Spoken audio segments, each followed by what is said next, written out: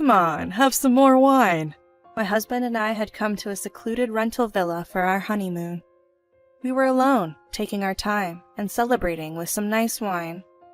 However, after only 2 glasses of wine, I felt strangely tipsy today, and the room started to spin. Already drunk? You're hopeless. After drinking the water my husband handed me, I was suddenly overcome with sleepiness. Maybe I've been busy and tired lately, but when I glanced at my husband, instead of looking worried, he seemed to be smiling for some reason. Then, I remembered a note from a stranger that had been handed to me. It said, "Run away, now." My name is Mary, and I'm 27. We had our wedding 6 months ago and finally went on a slightly delayed honeymoon. I met my husband, William, 3 years ago in a cooking class. He's 12 years older, but we get along great and share the same taste in food. We also both lost our parents at an early age, so it was natural for our relationship to deepen and lead to marriage. Though we had our wedding, our work was so busy that we could only take a 1-week break. So, we looked for a place where we could relax and choose a natural, serene location for our honeymoon. The rental villa where we were staying was just over 3 hours by car from home. On the way, we stopped at a restaurant for food, as I was getting hungry. From here, the villa is about 2 more hours away. I had felt like someone was watching me since we entered the restaurant. After finishing our meal, a waitress handed me a small note as I stood to go to the restroom. On the paper from the unknown woman, it read, "Escape now without being noticed." I tried to ask what it meant, but the waitress had already disappeared into the back of the restaurant. I didn't see her face, so I don't know who handed it to me. I thought it might be a cruel prank, but when I entered the stall and looked at the note again, there were digits that seemed to be a phone number. What on earth is going on? The excitement of our honeymoon suddenly gave way to an uneasy feeling. Who was that woman earlier? Driven by a desire to find the woman and inquire about this note, I heard voices from outside the restroom. "Hey Mary, are you okay? Feeling sick?" "No, nothing's wrong. I'll be out soon. Just wait at the table." My husband, worried by my delay, called out to me, but I lied on the spot. And then, unsure of whether or not to show my husband the note, I stuffed it deep into my pocket. Our long-awaited honeymoon, which had been filled with joy and excitement, suddenly became clouded with uncertainty. I felt I mustn't let my husband sense my inner turmoil, so I acted more cheerful and lively than usual as we left the restaurant. Next, we stopped at a supermarket to buy food and drinks, and arrived at a remote rental villa 2 hours later. As we relaxed, walking together and enjoying our leisure time, I began to forget about the note. By evening, we decided to make our favorite dishes. I made his favorite hamburger steak. He made mashed potatoes. We savored our meal across the table, toasting with wine and enjoying lively conversation, feeling so happy. And yet, after 2 glasses of wine, my head started to feel foggy. "I bought your favorite premium wine, Mary. Drink up." I might be getting a little tipsy." "What are you talking about? You've hardly drunk anything." My husband offered me more wine. I thought about stopping, but looking at my cheerful husband, I didn't want to ruin the pleasant atmosphere, so I sipped the wine little by little. However, after a while, I started to feel even dizzier and felt as though I was becoming quite drunk. Feeling that any more would make me sick, I pulled my hand away from the wine glass. Then my husband stared intently at my face, checking my complexion. "You usually handle a whole bottle of wine fine. Is your daily fatigue catching up with you?" "Maybe it is." "You're such a helpless one. If so, drink this. It'll sober you up. Here." With that, he handed me the hangover supplement he usually takes, along with some water. Yet, even after drinking it, my drunkenness didn't subside, and I was strangely overcome with intense drowsiness. Finally, I was in such a state that I could barely sit in my chair, leaning on the table. "It's surprisingly easy." Opening my eyes slightly at those words, my husband, instead of looking concerned, had an eerie smile on his face. "You might just slip into an eternal sleep. Thanks for getting life insurance." And then, without caring for me as I lay limp and unable to get up, my husband poured all the wine down the sink, tidied up his dishes and glasses, and left the rental villa. What on earth is happening? Unable to move at all, I heard the sound of a car engine gradually fading away. Could it be the note that the waiter gave me? I realized the written words, "Run away now," might have been anticipating this situation. The last words my husband said echoed in my mind. "Thanks for getting life insurance."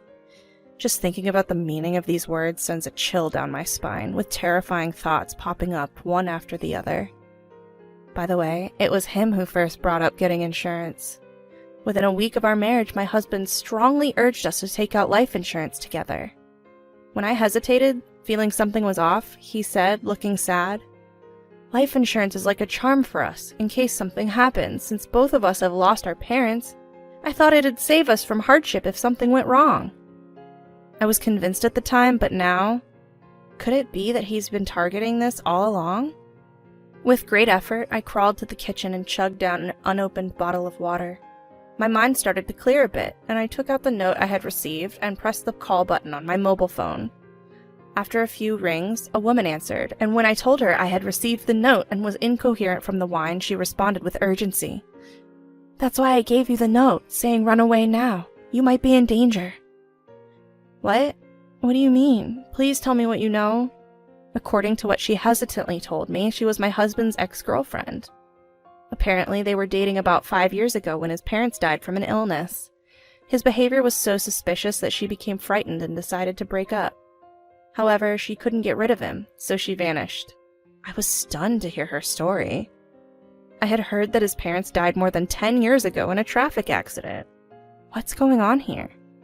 So, when we entered the restaurant, she was incredibly surprised. She hid in the back of the shop, so we wouldn't see her. I wasn't imagining the feeling that someone was watching me during dinner. The waitress must have sensed that my husband was up to something and handed me a note when I went to the restroom, wanting to help with all her heart. "Thank you for giving me the note. I can't thank you enough. It must have taken courage." I heard her sobbing on the phone at my words. I can't believe this. I can never forgive this. Contrary to my gratitude to her, I was terribly shocked to find that my trusting husband had betrayed me. Gradually, I became consumed with anger. I have to punish that man no matter what.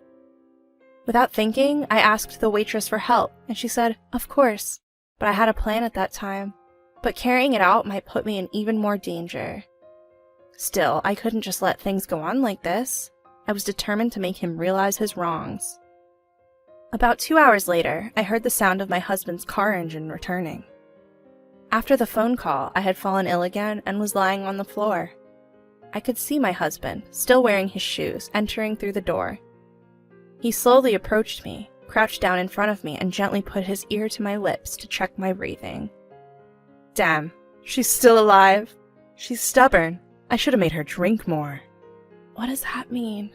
I faintly whispered, and he began to speak with a defiant smile. I'll tell you as a gift to the dead. You know, I hate working. So I made my parents drink plenty of alcohol to quickly get my hands on some money.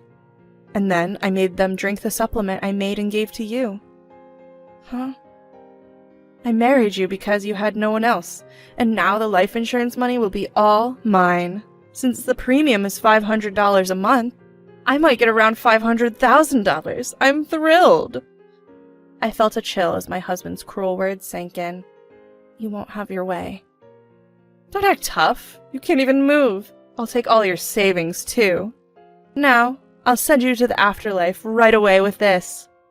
My husband then took out several of the supplements from earlier, and now it sounded like he was dissolving them in water, with the noise of a glass and stirring. He grabbed my hair, lifted my face, and poured the mixture into my mouth. Stop it.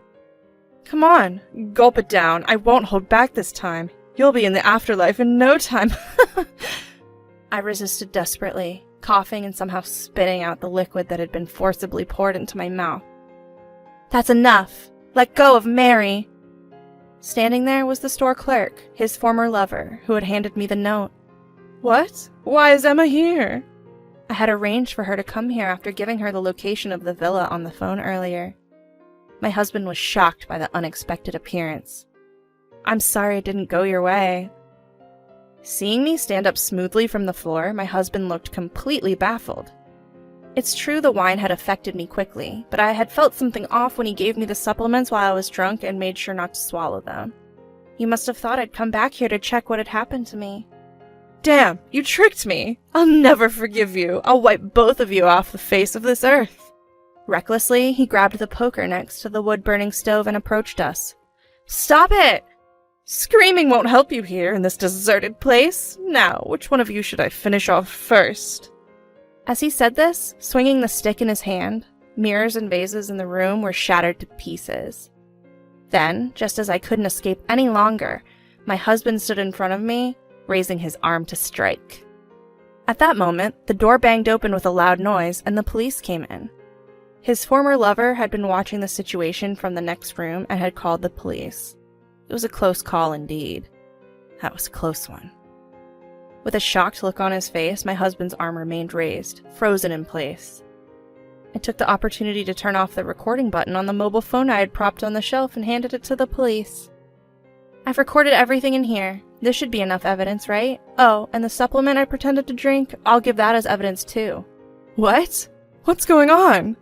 Actually, I had called the police after my husband had abandoned me, but they didn't take me seriously because I was slurring my words, thinking it was a drunk's joke.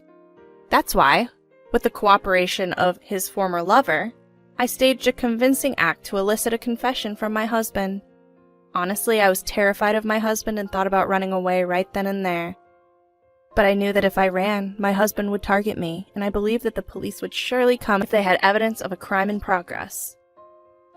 This is just a little marital spat, not something to bother the busy police with. He tossed the stick he was holding onto the floor and began to scratch his head. I'm fed up with him thinking he can still deceive us with all this evidence stacked up against him. You might as well give up. We have your own confession and the video evidence of you trying to take our lives. Mary, you're exaggerating. Calling the police is going too far. I'll apologize, so don't be mad. I wouldn't really harm you, would I? There's no way I can believe you now. Besides, I will have everything investigated thoroughly, not only about this incident, but also the death of your parents. But that's such an old story, and there's no evidence. He seems to think that he won't be charged with a serious crime if he's caught just for this incident. Then, the ex-lover, who had been silently observing, spoke up. I'm not sure if this will be helpful, but I have stored everything he said at that time and anything that seems to be evidence. Really? No way. I don't want to waste my life over something like this. My husband tried to escape, but he was quickly caught by the police, handcuffed, and taken away in a patrol car. He shouldn't be able to get out of detention for a while. Watching the patrol car get smaller, I felt a release from anxiety. Emma, are you hurt? I'm fine, but I was scared. We don't know what would have happened to us if the police had arrived a few minutes later. I knew my life was in danger, but it was all to expose this man's deeds. Thank you for giving me the note courageously. If it weren't for Emma, I don't know what would have happened to me. I owe you my life. No, I think it was resolved because you believed in me, and Mary acted without considering her own danger. I'm just glad you're safe. This should ease the pain of losing my in-laws. But it was indeed a terrifying experience. Afterward, we couldn't stop trembling for a while. Soon, my husband's attempt on my life and his taking of his parents' lives will be exposed. Of course, I'm divorcing him and canceling my expensive life insurance policy. Now, all I have to do is wait for him to be judged. I'm scared, but I'm truly relieved that such a terrible person was not left at large. I'm hoping to find someone I can be with for life without learning from this. Please be careful with men who try to sell you life insurance.